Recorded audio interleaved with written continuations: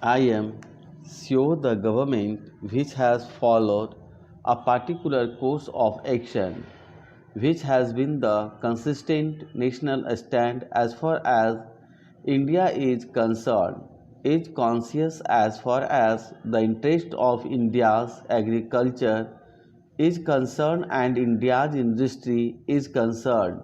The agricultural negotiations have not proceeded significantly in the past 5 years.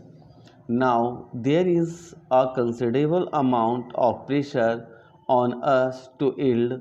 The Indian position, in short, has been that unless our agricultural farmer is really a sustains farmer, he cannot compete with the subsidized farming as far as the United States is concerned, the European Union is concerned, and the other subsidizing nations are concerned. You must bear in mind that as far as these areas are concerned, now here in the world, foreign policy and trade policy necessarily to go together. Europe and United States are occasionally raised against each other as far as trade policy is concerned, though they may have the best of political and diplomatic relations with each other.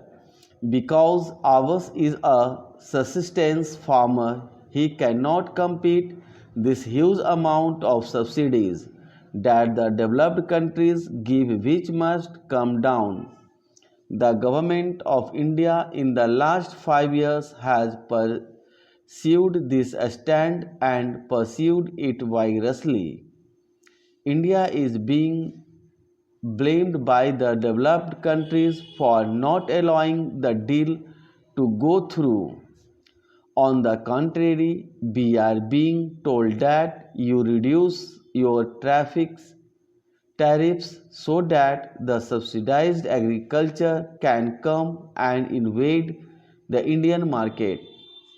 Even if it did not invade the Indian market, it will at least prevent our surplus from going into the global market, compelling our agricultural produce to be dumped in our own market and depresses our prices. So, those subsidies really are a death nail as far as Indian farmer is concerned.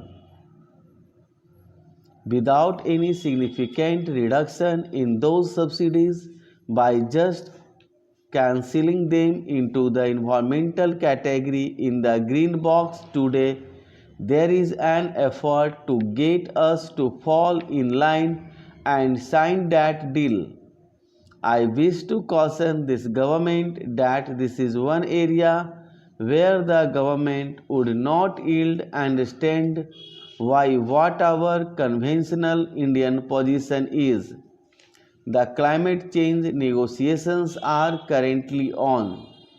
There also the efforts is that the developed countries have already had and tasted the fruits of development. They have a huge amount of industrialized growth and therefore their emissions or what pollutes the environment is far higher than us.